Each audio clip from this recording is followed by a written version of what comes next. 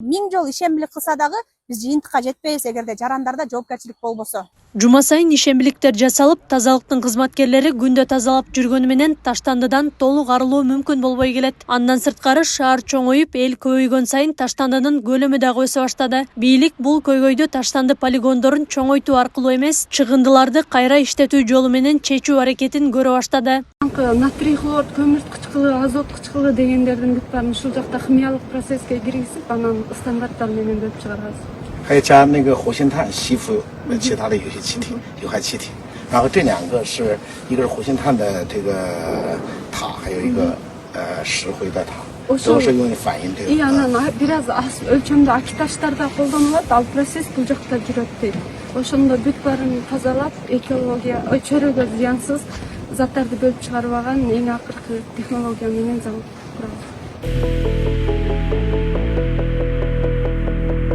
Өлкө башчысы Садыр Жапаров Бишкектеги санитардык полигонго барып, таштандыны кайра иштетүүчү заводдун курулушу менен таанышкан. Завод ушул жылдын декабрь айында ишке кирип, кошумча электр энергиясын өндүрүүнү камсыздай турган айтылган. Заводдогу отказандар Япониядан алынып келинип, евро стандарттарга жооп берет жана таза абага зыяндуу заттарды бөлүп чыгарбайт деген үмүт бар. Анткени тазалоо процесси бир нече этаптан өтөт деп түшүндүрүлгөн. Мощность боюнча айтсак 3000 тонна таштандыны булар өрттөгө негизи долбоор боюнча негизделген. Азыркы этапта биринчи этап менен бул деген күнүнө суткасына 1000 тонна мусорду өрттөөчү мощность менен азыр биз ишке киргизебиз. Таштандын өрттөн арты менен электр энергиясы дагы чыгарылат бул жактан.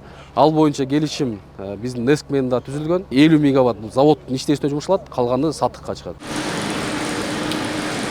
Мына ушундай эле таштандыны кайра иштетүүчү завод Жалал Абадта дагы ишке кирген. Завод пластик буюмдарды жана түтүктөрдү жасоого керектүү сырьёну өндүрөт. Ошондой эле кап, пластик, бөтөлкө жана желим баштыктарды иргеп, пресстеп, Ош, Бишкек шаарларындагы заводдорго сатат. Ушул тапта желим баштыктары пресстелип, экспортко даярдалып жатыптыр. Пакет пресс болуп аткан учуру сортировочный чыкканы.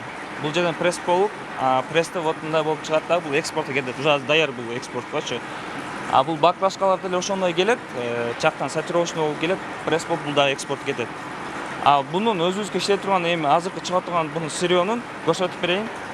Бул жерден бул жактан лента менен жуулуучу аппаратка кетет. Бул жерден жуулат дагы и бул жагынан уже дробилкадан өтөт пакеттер.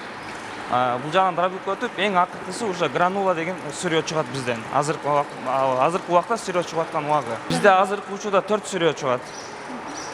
Ушу пакеттик өзүнчө, каптык өзүнчө, баклажка и пластиктер чыгат. Бул азыркы айтып аткандай эле, бул уже жуулуп дробилкадан өткөндөгүсү убагы уже. А булдан кийин эң акыркысы бул жагынан дагы жуулат да, тазаланып, уже бул жактан гранула чыгат, самый высший сорт ошол сырьё чыгат. Заводдо 10дон ашык киши жумуш менен камсыз болуп, бардык жабдуулары бар. Келечекте заводдун аймагы кеңейтилип, өздөрү өндүргөн сырьёну иштетүүгө мүмкүнчүлүктөр түзүлөөрү айтылды. Завод 2024-тун акыр жактары иштеп баштаган. Алдан бери бир 20 тоннадан ары биз уже экспорт кылып алдык. Бир айда мисалы общий сырьёбуз ошол 8 тоннага чейин сырьё чыгат бизден уже. Тазаланып чыкканда 8 тонна чыгат бир айда. Бизден бул жака жер бөлүнгөн, ушул жака шланга завод курабыз деген ошондой оюбуз бар.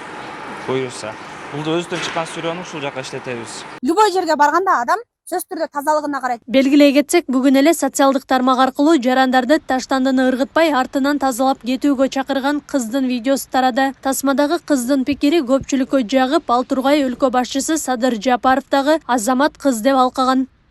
Акылай Карабаева, Шерзат Эгембердиев, Регион.